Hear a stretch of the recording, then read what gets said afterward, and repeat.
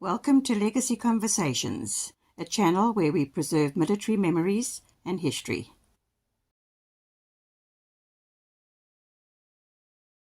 Hello everyone, it was here. When I'm excited, or as my wife say, I'm actually delighted. It's a bit of an internal joke. She says I'm always saying I'm excited, but there are better words to use in English. Eager, looking forward to, whatever, got an entire list.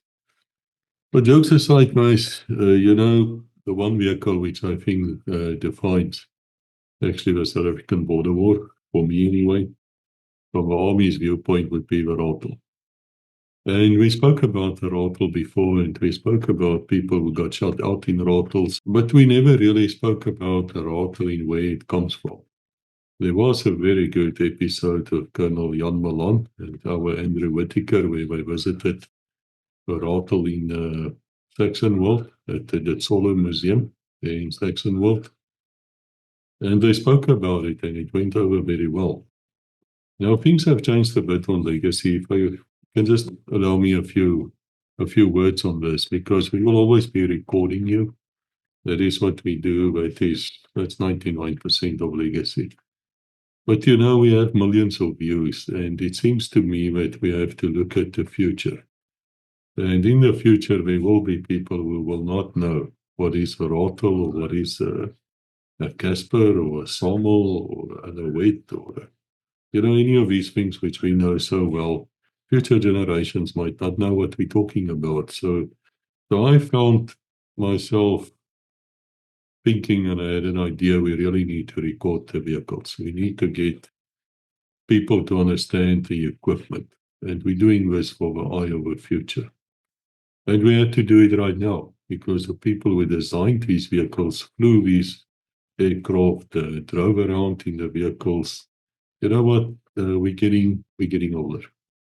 So come and talk to me. If you have specialist knowledge on something, please come and talk to me. But part of this, what we're doing at Legacy now, is we have entire series is coming out on aircraft, on military vehicles, equipment, museums, things like that. And I'm sure it will go over very well. Now, we have to thank Colonel Jan Malan, because he's the one who spoke to me and said, Koos, get hold of General Tony Savides. Brigadier General retired, a man as smart as a tree full of owls, fantastic person as a human being, and his wife. They even fed me while I was there at their house recording. And we recorded, I would say, 3 episodes. This one, the first one, will tell you where the Ratel comes from. Now, General Savides says he's the uncle of a Ratel. He's not actually the father, but he's damn close to a father, I would say, because he really knows everything about the Ratel, where it started off, which was before Sabana, by the way. You're going to find out a lot of things here, which is really, really fascinating. That's the first episode, and it's this episode. The second episode is how this vehicle, the Ratel, then was used. We are also going to make a video on the first time a Ratel was actually used. Would you believe it was called Battle Group Juliet? General Savides is explaining about it. But I got hold of a commander of that Battle Group Juliet, and they were going operational to try and find Sapper van 'n Mest who got kidnapped. But that's a separate episode. I still have to record it, but I'm really, really looking forward to it. So the second episode will be how the Ratel was actually used in combat, including starting with Battle Group Juliet. It's going to be very, very fascinating. And then there's a third episode, number 3, where we actually went to the Ditsong Museum of Military History, better known as Saxonwold, in Johannesburg. Fantastic place, guys. If you haven't been there, please go and visit these museums. I really need your contributions, whether you wash a vehicle or donate a bit or just spread the word about them and whatever. I need help, because I don't really get help from anywhere else. It's up to us.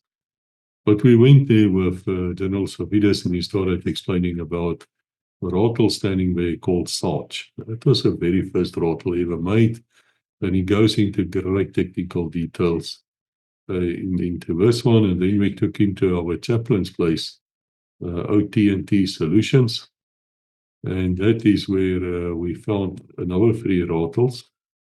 And we're going to combine those episodes into each other to show in episode 3 the Sarge Ratel as well as the ones after, which is ZT3. And I think there was a command Ratel or something, and then there was the actual Ratel, which General Viljoen, rest in peace, sir, where he actually got blown up in. Of course, he didn't die then. But you all will know that he was going with a Ratel somewhere, accompanying the commander of 6-1 Mech, I believe. And they had a landmine incident, and he got blown up with that vehicle. Of course, we didn't bother him that much, and he didn't bother the 6-1 Mech people at all. They're sort of very good at this type of thing. And so it's of extreme importance that we get the history together. So I think let us start first by hearing what our sponsor of this video has to say, and directly thereafter we will listen to General Savides. There's something I want to bring to your attention, and that is George M. James. That's an author, and he wrote many, many books, dozens of books, and all of them has to do with South African military, has to do with espionage, counterterrorism, that type of thing. And each of those books are written with a specific purpose. And there are 53 of them. And George M. James has been a sponsor of this channel like in forever, since the very first video came out. So whatever George M. James books you buy, come back to Legacy. And they are available on audio, they're available on Kindle, they're available in paper, hardcover and softcover. All of them are available on Amazon. Some of the books are available in South Africa as well, in softcover. And I'll leave the details here. I urge you to have a look at it. Go to the website, have a look at the website, and I'm sure you're going to discover marvelous things there. I can be very blunt to you. If you like Legacy, if you want to support Legacy, want to support us in what we do, then please go and look at the George M. James books. Get hold of them. You're going to learn things which you didn't know. And a lot of the things we've discussed on Legacy has also come out in those books. And what is fascinating, those books were written before Legacy came. So they were deeper knowledge than what I think most of us would realize. So again, guys, George M. James, go and look at it. Hi, my name is Tony Savides, or Savides, depending on how you like it. I retired from the South African Army in January 1993 as a brigadier, now a brigadier general. One of my obsessions in life, according to my wife, is the Ratel Infantry Combat Vehicle. I would like to talk today about the Ratel, how it came about, and various aspects of the project and of the vehicle itself. I must admit, though, that all of what we're going to say today was published in a set of books a few years ago. The Ratel, I refer to as the Ratel book. This was the original publication. We are thinking of doing a reprint one of these days, but then a few years ago we made a summary of what we're talking about today in another book, which is called Ratel Alpha and Omega. Now, these books might still be available in some places, but we are thinking of doing a reprint. So what I want to talk about today is how the Ratel came about, because there are a lot of misconceptions about Ratel, and I think we need to address them. The background to the Ratel story is that in the 1960s and the 1970s, there was quite a bit of turmoil in the country. The RSA was under threat. We had sanctions against us. There was talk of a Organization of African Union conventional attack on the Republic. It never happened. We had internal unrest. We had the United Nations arms embargo. We had a growing coin war in Southwest Africa and various other things. And in the mid-1960s, the powers that be in the army, South African Army, got together and they decided that we must move away from the concept of war and operations as we had them in the Second World War right up to the 1960s and go for what is known as mobile warfare or mobile operations. So this was in the mid-1960s. So the doctrine of mobile warfare was adopted officially by the South African Defence Force. In October 1968, there was a symposium at the then South African Army College to discuss this whole concept of mobile warfare and how it affects the South African Army. And what we're going to focus on is two things that came out there. The one was that there will be a need for mechanized infantry. South Africa did not have mechanized infantry. All we had was what we called motorized infantry, drove around in trucks and jeeps and things. And then in certain operations, they would be lifted by the Saracen APCs of the Armored Cars APC Squadron. But we didn't have mechanized infantry as such. We didn't have infantrymen that were taught to fight from their vehicles or to fight with their vehicles, or even a vehicle that could do this. And the Saracen was certainly not that vehicle. So one of the decisions taken was that there must be a review of the situation, and a group of officers was put together as a committee known as the Armored Vehicle Committee, very appropriate but unglamorous name, under the chairmanship of then Brigadier Jack Dutton, who was an armor man. And in August 1970, they published the preliminary investigation of the infantry combat vehicle, a report on what they thought an infantry combat vehicle for the South African Army should be. And this was a comprehensive document that explained the environment, explained the threat. It referred to the Supreme Command appreciation of the threat. It referred to where this organization and this vehicle would fit in to the whole South African Army concept of operations. So this happened in August 1970. And then from 1971 to 1973, the Defence Force, specifically the Army together with Arms Corps, started looking at possible contenders. Now remember, because of the arms embargo, we couldn't go out of the open market and just invite people to come and show us their vehicles. So we had to be a bit devious with certain things. And we had friends. We had people who were supporting us. We had some German friends and we had French friends and so on. And we got a number of vehicles, and I'll refer to them a bit later. And then around about the same time, we were developing this concept of the infantry combat vehicle and developing the user requirement specifications based on what we were learning as we went along. And then eventually it was decided that we would build an ICV based on one particular contender, which eventually became the Ratel. And in 1974, Ratel production started, and it went right through until 1981, when the last of 1,381 Ratels was developed. Now, there are two things about this whole Ratel concept that I must clear up from the beginning. The first is that I sometimes am given the label of being one of the fathers of the Ratel.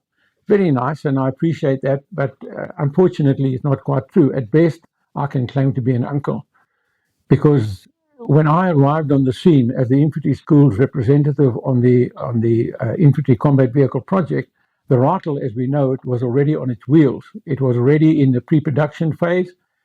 Some people refer to the first vehicles as pre-production vehicles, others as the Mark Zeros, or maybe even the Mark Ones. So I appeared on the scene when Ratel actually existed. But my contribution was, from then on, I was involved intimately, as it were, with Ratel in various ways, one of which was the Ratel itself and all its variants, and the other one was that I, together with my good friend Roland de Vries, was responsible for writing the mechanized infantry doctrine, which we didn't have at that stage. So that's the first thing, that I'm Tony, not Pa Tony. I'm not the godfather either, that was Sarge Nel. The second thing I want to address is certain myths about the Ratel. There are certain people who still believe that Ratel came from somewhere else than where it actually originated. And the first myth is that Ratel was developed, or the ICV was developed, as a replacement for the Saracen armored personnel carrier. That's not true. In actual fact, the user requirement specifies that the Saracen may be used as an interim vehicle, but the Saracen will stay in its original role as a battlefield taxi with the South African Armored Corps, and it would pick up an infantry battalion and move them around the battlefield. That wouldn't change. The second thing coupled to that is that, as I said earlier, mechanized infantry and the infantry combat vehicle were totally new concepts in the South African Army. They didn't exist. Now, there are people who say the second thing is that we actually didn't know what we wanted. That there was somebody on Facebook a few years ago who said, let's be quite blunt about this, the generals didn't know what the hell they wanted. That is totally untrue. And it's untrue because of General Dutton, or then Brigadier Dutton, and his PIICV report, which stated categorically not only what we needed, what the vehicle must do, who was going to man it, what units it would get it, what the budget would be, the timescales, everything is laid out in that document. So it was a comprehensive, what we today would call a staff study, not quite a project study, but a proper staff requirement. The next myth is that Ratel was developed for the Bush War. Now, that's not true, not at all. In actual fact, when we evaluated Ratel, the closest we got to bush was the bit of thorn and scrub around Elandsfontein near Pretoria. We didn't go to the operational area. We didn't use the vehicle in the bush. It was never seen as part of the Bush War. In actual fact, the ICV was developed for the conventional forces of the South African Army, which, as we all know, were actually citizen force based with a permanent force headquarters. So the ICV, eventually the Ratel, was not aimed for the Bush War. It was not bush protected, it was not made, it was not landmine protected. Nothing at all said that this vehicle was good for operations in the bush. On the contrary, in actual fact, the doctrine of mobile warfare at that stage, and the doctrine for infantry and even for armor in the South African Army, doesn't even talk about operations in the bush, or it didn't then. It spoke about all sorts of things like fighting in built-up areas, but it conveniently steered away from combat in the bush, which is strange, given how armor was used in the First World War in East Africa, in the Second World War, in Borneo and other places, in Vietnam and in Korea and other places. So the place of armor and that's infantry combat vehicles in the bush was a bit hidden at that stage. There wasn't enough attention given to it. But anyway, we didn't see Ratel as a bush vehicle at all. There's another myth that says that the Ratel was derived from the lessons learned in Operation Savannah. Well, in actual fact, Ratel predates Operation Savannah by at least a year and a half, if not 2 years. If you look at the start of the project, 1970, then we actually predate Operation Savannah by almost 5 years. When I was stationed at the infantry school in 1975, a lot of my friends there were being sent to Operation Savannah. Friend De Vries and I were not sent to Savannah, we were sent to Ratel. So we were on the Ratel project while other guys were in Operation Savannah. So although later on we tried to merge whatever lessons we learned from Operation Savannah into the Ratel doctrine, Ratel did not emerge as a result of Operation Savannah. The G5 did, but Ratel did not.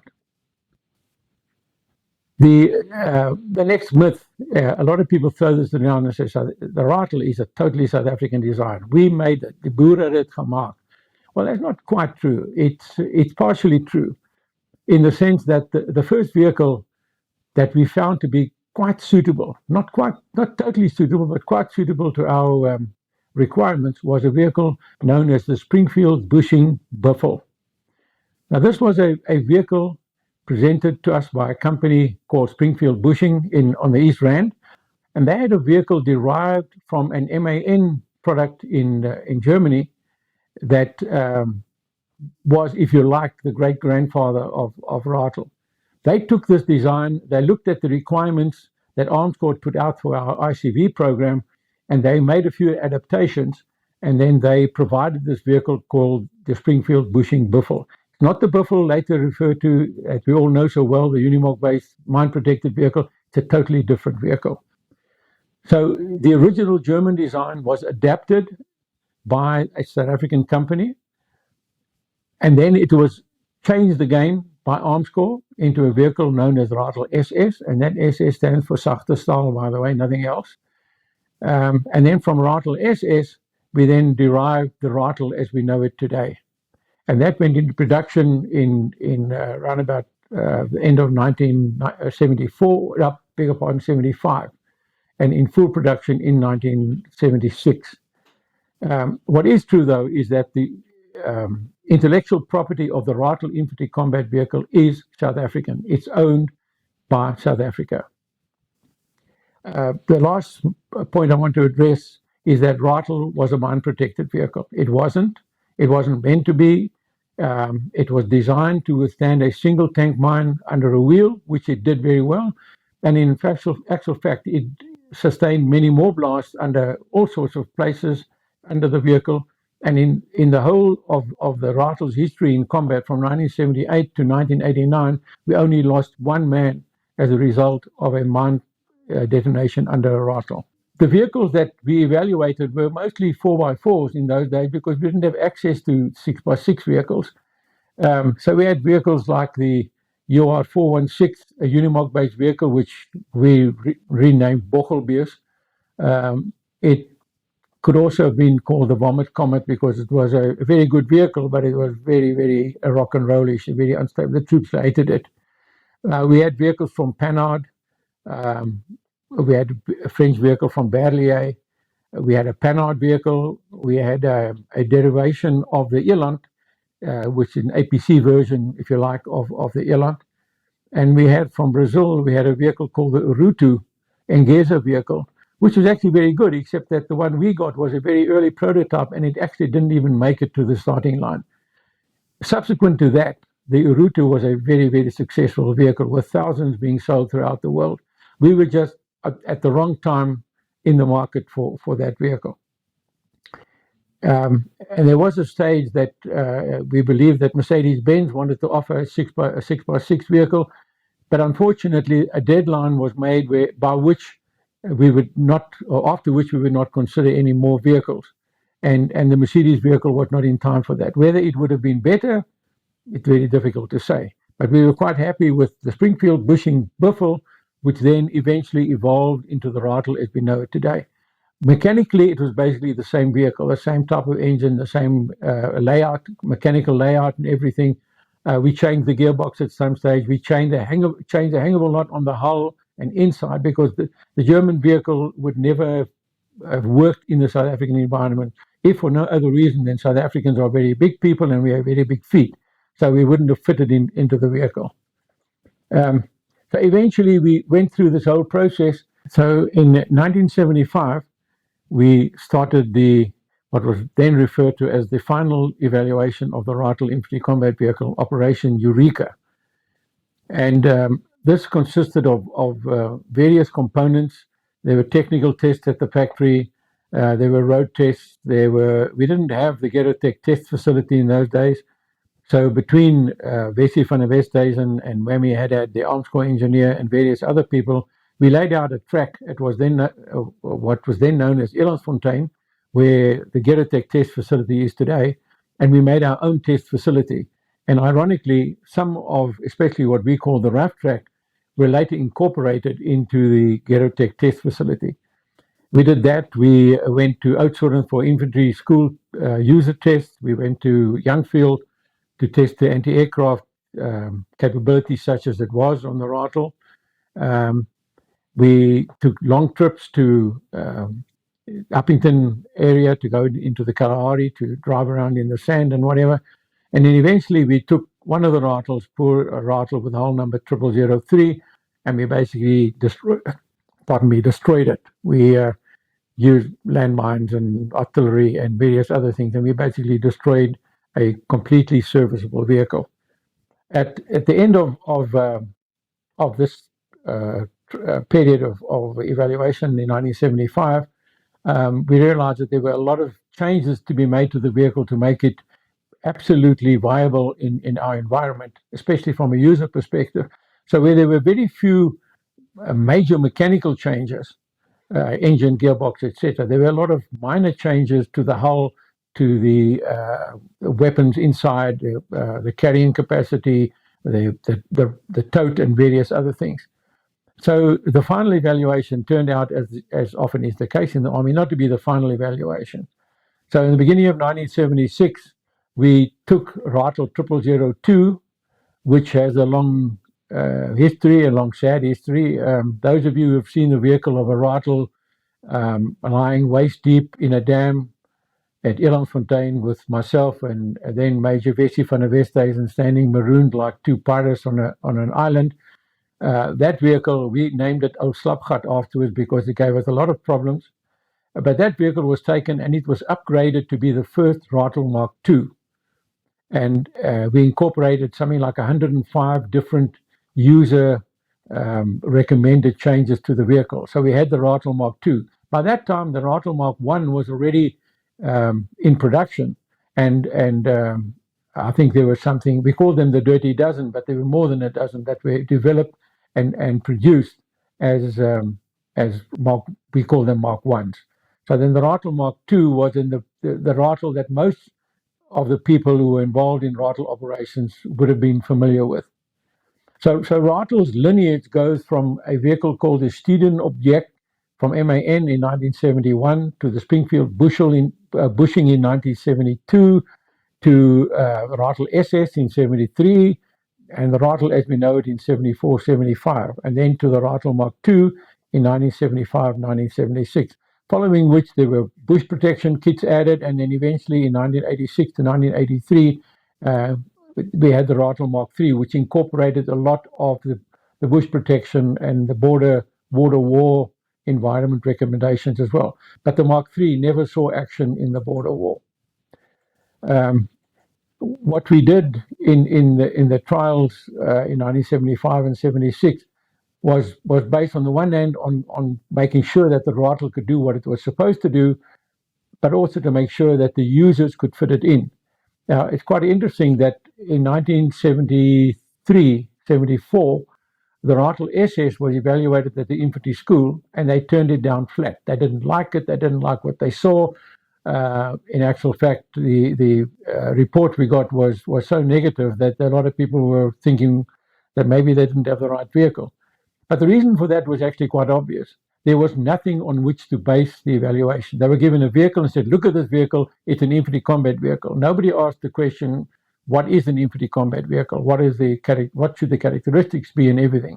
So by the time we got there to 1975 for what we called Operation Eureka, there was the first documented mechanized infantry doctrine manual was printed. In actual fact, there were two. The mechanized infantry platoon in battle, which I wrote in English, and then the gemechaniseerde infantry sectie in die geveg, which Roland wrote in Afrikaans.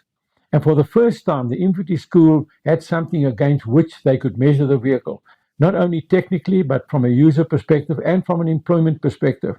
But remember, at that stage, still, it was seen as a conventional warfare vehicle, not as a bush war vehicle. So we didn't look very much at what was going on in the bush. Eventually, we built 1,381 Ratels. That's another myth. People talk about thousands of Ratels or 1,000 Ratels. We built 1,381 Ratels, 60 of which were sold to Morocco in 1979, 1980. 30 Ratel 90s. They were actually the first users of the Ratel 90. And the others were Ratel 20s. And coupled to that, there were also 30 Eland 20. The Eland 20 was quite simply an Eland 60 hull with a Ratel 20 turret on it. And another interesting point is that the Ratel 20 turret was actually derived from an Eland 60 turret a few years previously. So we work in circles the whole time. That's how Army projects work. So without going into too much detail, as I said, we built 1,321 vehicles for Ratels for the South African Army. We built 312 Ratel 20s, the Ratel 20 as we know it. We built, because we had a shortage of the F2 20mm gun at one stage. In the Army, we don't have cannon, we have guns, by the way. The Air Force calls it a cannon, we call it a gun. So we didn't have enough 20mm guns. And there was a requirement also for a 60mm mobile mortar in the mechanized infantry. So some bright spark, I don't know who it was, but came with a brilliant idea. We were phasing out Eland 60s. Let's put the Eland 60 back onto a Ratel hull. And so we had the Ratel 60 developed. And ironically, we actually built 337 Ratel 60 ICVs, which is 25 more than Ratel 20 ICVs. So we had more Ratel 60s in service than Ratel 20s. From the Ratel 20s, we derived three actually command vehicles. The Ratel 20 Command, which was a company commander's command vehicle, which had the same hull, the same turret and everything, but the inside, the fighting compartment, was converted into, let's call it the combat suite or a control suite or a command suite, whatever you want to call it. Then we had the Ratel 12,7 Command, which was for the battalion level, unit level commanders. In Operation Skeptic in 1980, Dippies, the commander of 6-1 Mech, used a Ratel 20 command vehicle, and one of his complaints about the vehicle, or not complaint, maybe just points, was that there's not enough space in the turret, and he didn't actually need the 20mm gun. So we took the 20mm gun out. We needed it anywhere elsewhere, and we replaced that with a 12,7 Browning machine gun, which gave us then the Ratel 12,7, which is basically the same as the Ratel 20 command vehicle, but it had a different turret. It had an Elan 60 turret converted to take a 12,7 Browning machine gun.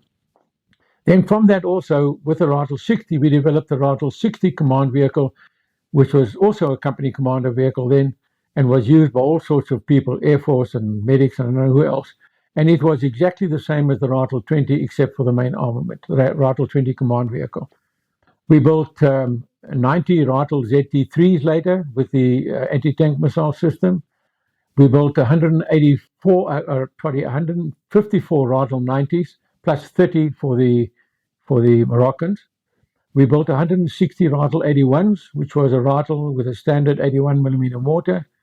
And then we built 2 prototypes of the Ratel logistic support vehicle, which unfortunately, although 100 were ordered, never went into production. So when the big operations came around in 1987 and so on, we had to make do with the trusty old SAML and the SAML Kwefu, luckily both of which came up to expectations.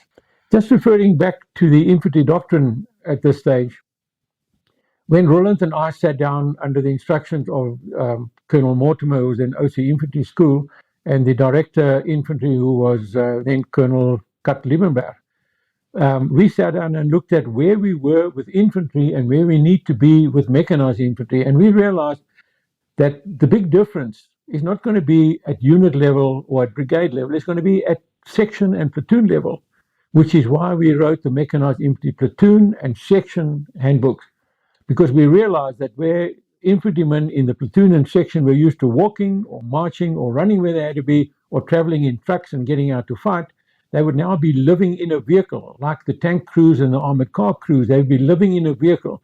So little things like housekeeping and where to pack equipment and how to service a vehicle, and the fact that you can't, when the day is done, all the infantrymen go to bed and the driver has to service the vehicle.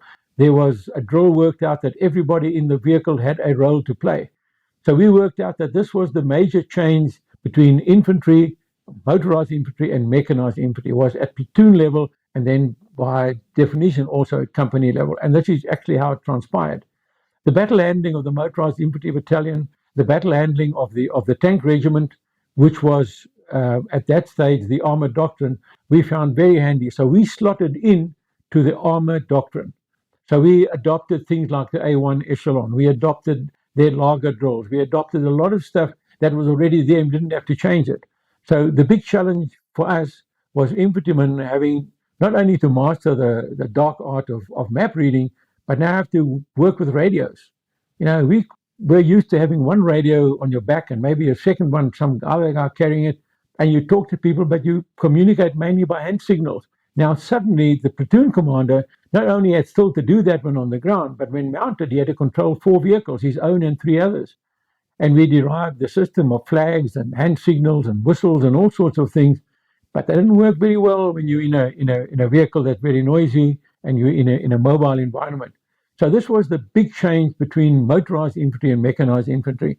It's almost like a paratrooper when he jumps out of the aeroplane and he lands on the ground, he's an infantryman. Getting there, he's a paratrooper. So mechanized infantry had the added advantage, though, that not only the taxi take you to the objective, but it would take you onto and even through the objective, as it actually turned out to be. So we had a very sound base on which to base everything. Plus, we were starting to get the feedback from Operation Savannah, one of which was, guys, we need an infantry combat vehicle. Guys, we need a battalion and brigade headquarters to be deployed with suitable communication and command vehicles. So we could mesh the Operation Savannah lessons into what we were developing as the mechanized infantry doctrine. What are the characteristics of an infantry combat vehicle? When we, Roland and I sat down and we started writing these things, and especially when we started writing the Ratel book, we had to look and say, what is it that makes an infantry combat vehicle different to other vehicles?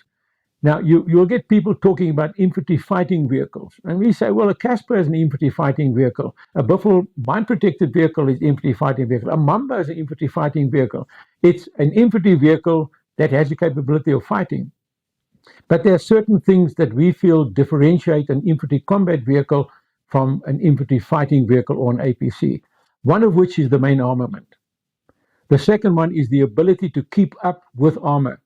Well, we didn't only keep up with the Eland, we actually drove past it in most cases. But we could basically keep up with tanks up to a point. A very interesting, but almost call it a derivation, was that in an infantry fighting vehicle, the commander is sometimes the number 2 on the gun. We said that's not going to work. The commander's job is to command. So we want a proper gunner in the vehicle who can control the vehicle, control the armament, and do everything he has to do. We have a driver who can drive the vehicle with the odd kick on the shoulders or the back of the neck by the commander in the turret.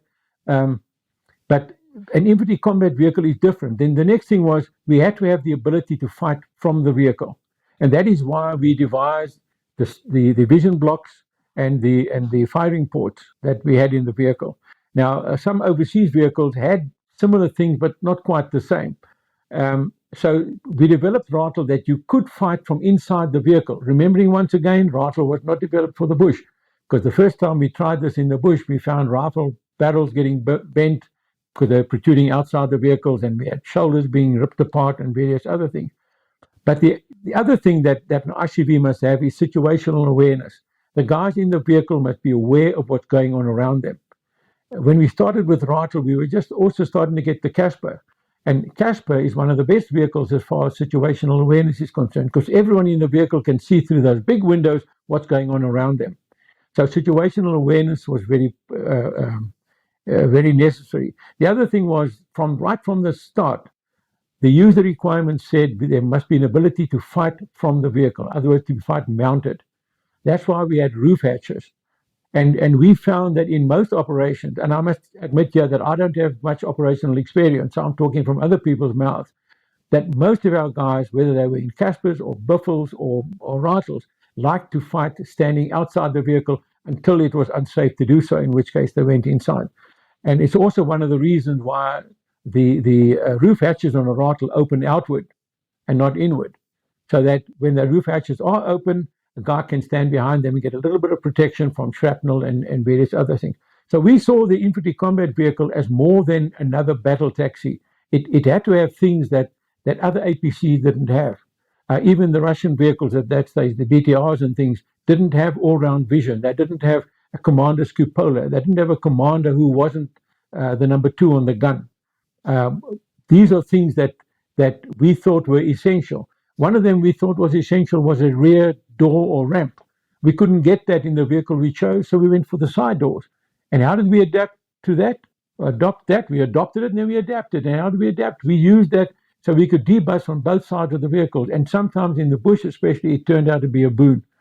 So the Ratel was developed primarily as an infantry combat vehicle with an accent on the combat. It wasn't just a battle taxi.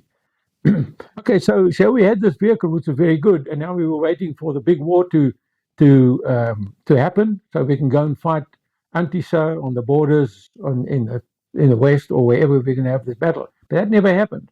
But what did happen was that in 1978, the chief of the army, General Stofstrepi Viljoen, had in his mind that there was going to be a cross-border operation. We didn't know it at that stage.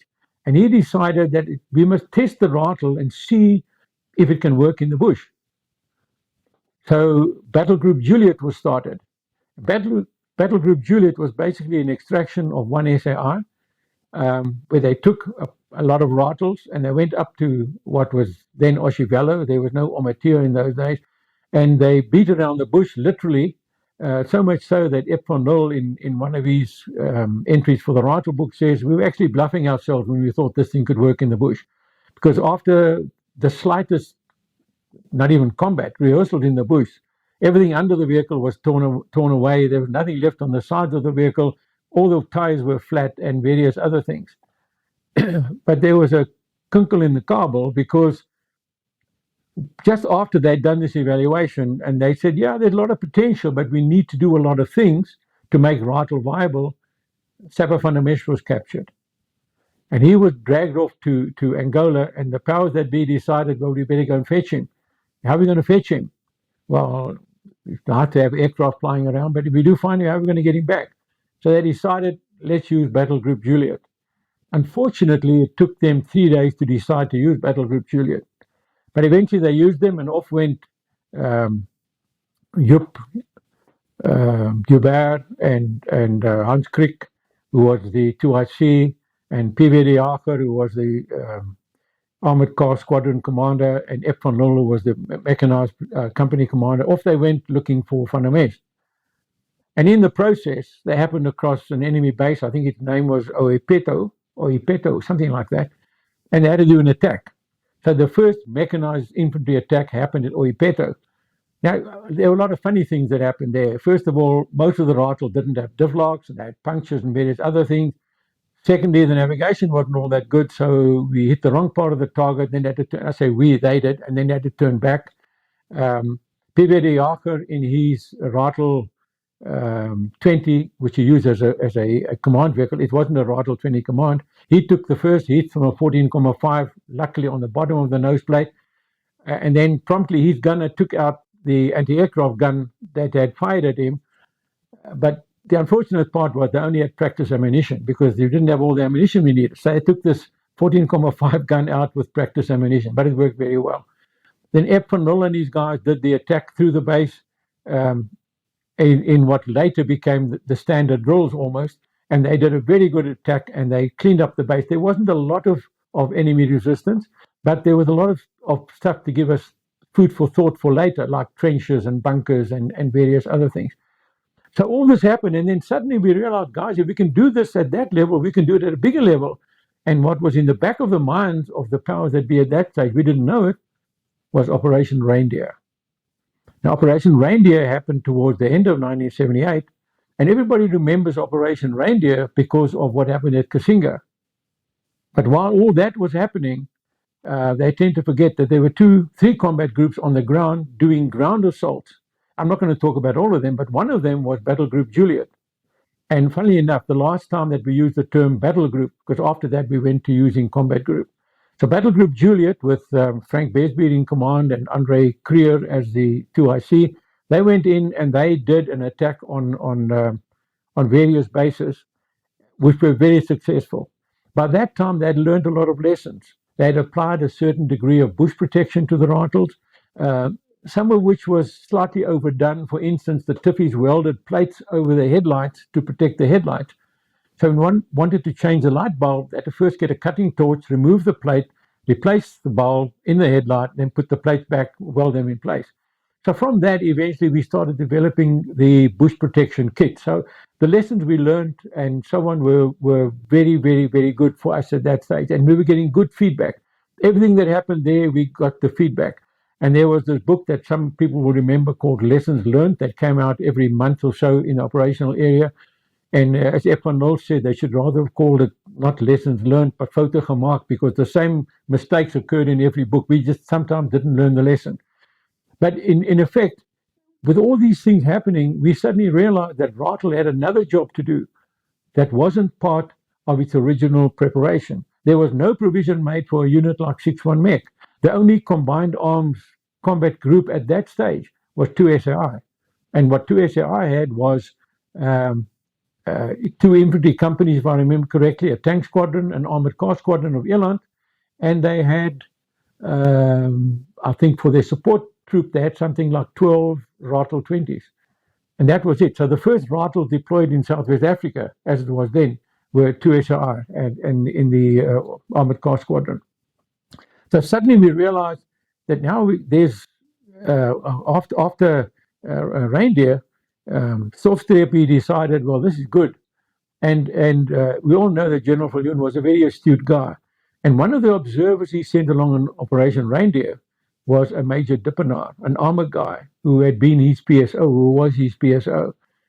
And he said to Dippies, you go and have a look and see what's happening there.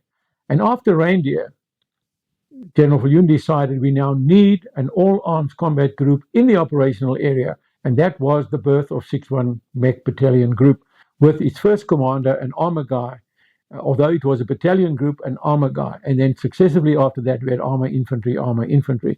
So 6-1 Mech was born, it was like Topsy in Uncle Tom's Cabin. She said, I wasn't born, I just growed.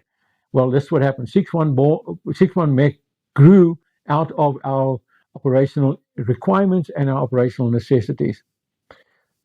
So Ratel had two main roles right from the beginning. Its primary role as an ICV was in support and in cooperation with armor, specifically tanks.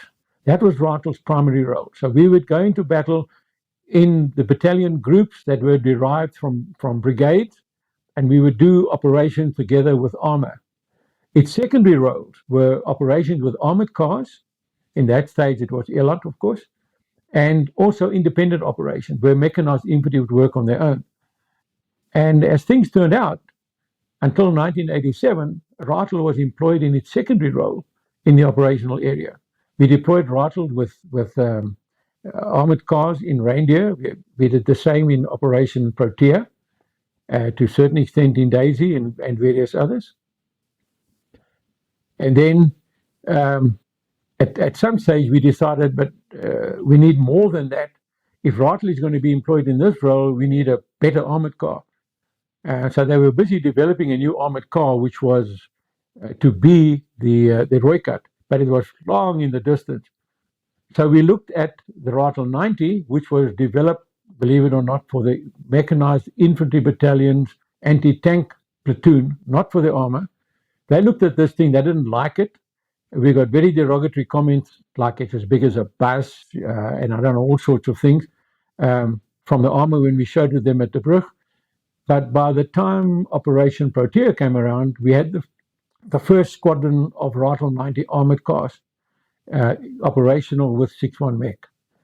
In Operation Skeptic, there were also Ratel 90s, but they were part of the anti-tank platoon, and they were used in a fire support role. And then the secondary role of independent operations, that was throughout the border war in the internal operations primarily, where we used Ratel 20s sometimes on their own. Operation Yahoo was one of those. And eventually also then we used Ratel 90s internally. So Ratel was used for the main part of the Bush War in its secondary roles, not in its primary roles. And we'll come to the primary roles a bit later. We were learning all these lessons, and as we did this, mechanized infantry was developing. We had new standing operating procedures. We had new drills. We had even new tactics being developed. When I say we, 6-1 Mech, and then later on 6-2 Mech and even 6-3 Mech were deriving their own SOPs. And by that time, we were starting to, at the Army Battle School, to train the citizen force elements in mechanized infantry and mechanized warfare per se. The SOPs became a very important part of the Mech infantry doctrine, because they were developed primarily at 6-1 Mech, but they also came from other places. We learned from the guys who were using Caspers. We learned from the guys who were using Buffles. We learned from the guys who were on their feet.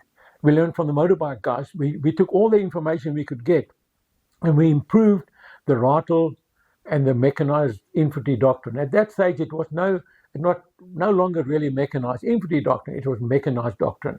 So we didn't see at that stage in the sort of early 1980s see Ratel as mechanized infantry. We saw it as mechanized, and one of the attributes South African Army at that stage. We were a learning army, and we started combined arm training very early on in the training process.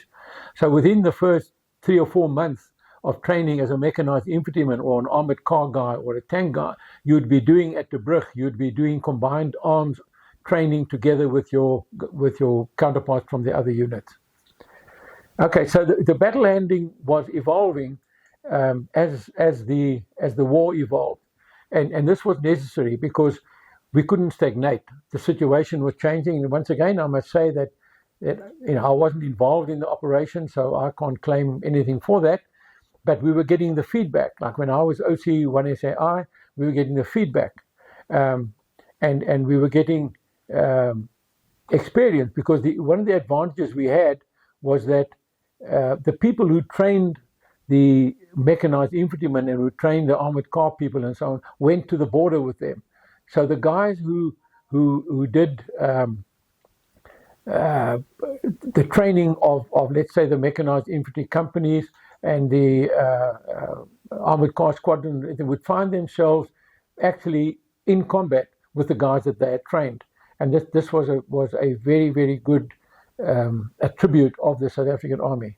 We were learning as we went along, and fortunately we had a lot of good commanders on the ground who were giving us good feedback, and the commanders on the ground were going from being commanders, let's say company commanders at 61 Mech, to being the battalion group commander, to being sent to the Army College or the Army Battle School, where their experience was also starting to flow into, let's call it the mainstream themed doctrine, but not without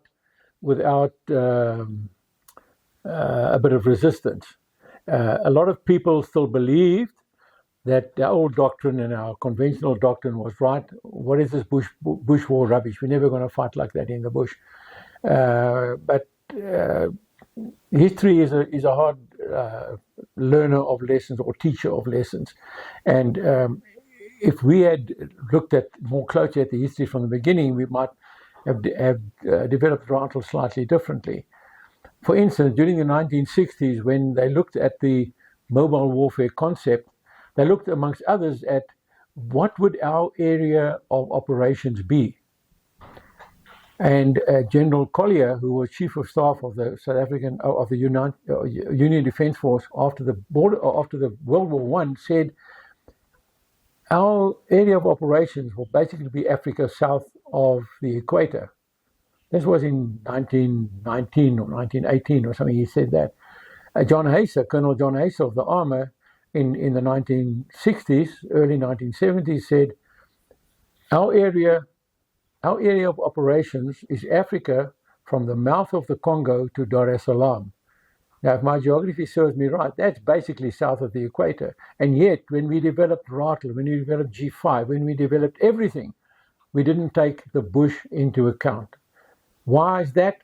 Because bush was never part of mechanized or armored doctrine. The Americans had the same problem in Vietnam. What they were doing in Vietnam with tanks was being shot down in flames at the armor school, or its equivalent in America. They said, this is nonsense. What you guys are doing in the bush is nonsense. It's never going to work. And yet we all know that operations with army in the bush is something that was not only a long-standing since the First World War, but also is here to stay, and it will be necessary in the future. Now, just a quick look at the operations in which Ratel has been involved.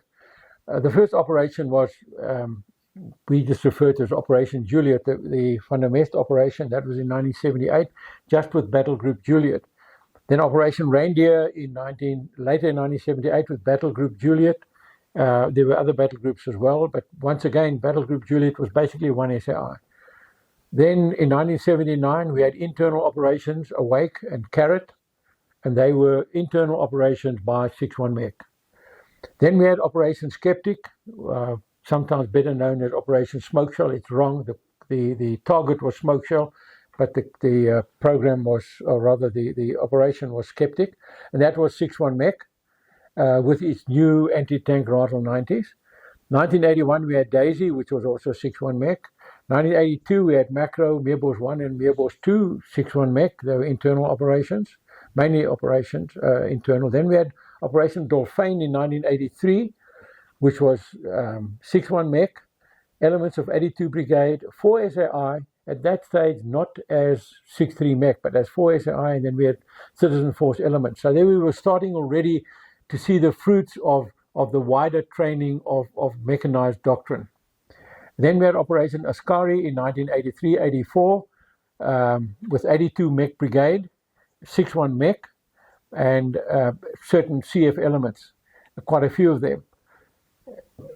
This Askari was one of the major watersheds in the whole Ratel story, because it's after this operation that Ep van Lille, in his very subtle way, said to General Viljoen, "You can't fight tanks with Ratels." And shortly after Askari, the first tank squadron was sent off to 6-1 Mech. It languished there for quite a while with the everlasting peace that descended upon the area for a while, and it never really went into operations. When Operation where was it?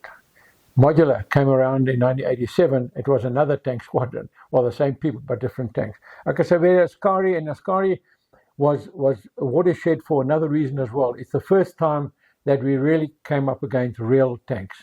Before that, we had T-34s, which literally could be brushed aside. They were still tanks, they were PT-76s, but they weren't really perceived to be a major threat, especially with the Ratel 90 being around. But come Askari, it was a different kettle of fish. Not only did the intelligence picture underestimate the fact that there were tanks on the objective, they actually underestimated the fact that there were tanks there. And then while Askari was happening, and they were combating tanks, so Askari was a watershed in a lot of ways in the whole evolution of Ratel and Ratel doctrine and mechanized doctrine. Then we had in 87, 88, we had Modular, Hooper, Packer, Displace, Excite, and all the others. And this was the first time that we employed Ratel in its primary role, operations with armor, namely tanks.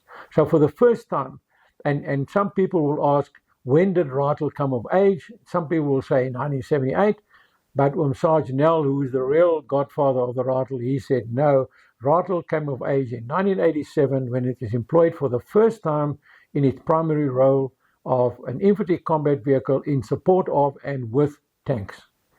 So in Merlin, Hooper, Packer, we had 6-1 Mech, and we had 6-2 Mech, which was 4 SAI as a fully fledged mechanized battalion group. In actual fact, it was a colossus in the bush. When 6-2 Mech crossed the border into Angola, it was a massive organization, bigger than 6-1 Mech, as far as numbers were concerned. Not only did they have the tank squadron, they had a G6 troop, they had the G5, they had engineers, they had all sorts of things that 6-1 Mech would love to have had in previous years. Okay, and then in 1989 we had Operation Merlin, which was the last operation of the border war in which Ratels were involved. After that, of course, we had the operation in Lesotho and so on, but as far as the Ratel team is concerned, our history of Ratel ended at the end of the Bush War. We are now looking at catching up with following books on what happened after 1989. Something that will also be remembered is that not only was Ratel a good vehicle in a lot of ways, but Ratels could be repaired under the most extraordinary circumstances. And there is perhaps no better example than the silver Ratel, which many will remember, which after Operation Skeptic, Smoke Show, stood as a monument at 6-1 Mech. It was painted silver, and it stood there because it was one of the vehicles that was, in inverted commas, knocked out at Smoke Show. But guess what? That vehicle was later recovered, back to the factory in Boksburg. It was refurbished, it was upgraded to a Mark III, and it was later sold, believe it or not, to Jordan. So that vehicle is either in Jordan or maybe one of those that they put in the Red Sea as a diver's buoy or monument or whatever. So we had the capacity to not only repair Ratels, to upgrade them, and the most horrendous damage. Adrian Hines' Ratel, in which he was killed, that Ratel was repaired and upgraded and made a Mark III. A 9 Golf, which was one of the Ratels in which we lost a lot of guys at Smoke Shell. 9 Golf was also repaired and later returned to service, funnily enough, at 1 SAI.